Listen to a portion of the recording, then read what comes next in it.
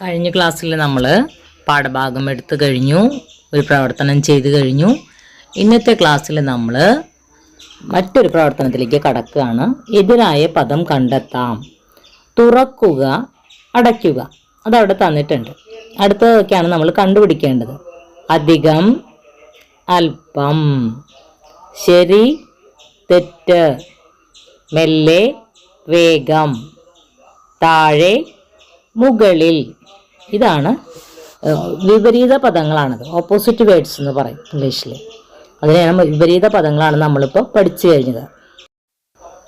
അടുത്തതായി പുതിയ വാക്യങ്ങൾ ഉണ്ടാക്കാം എന്നുള്ളതാണ്.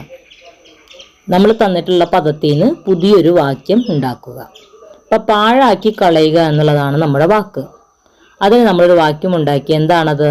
ഭക്ഷണം പാഴാക്കി കളയരുത്.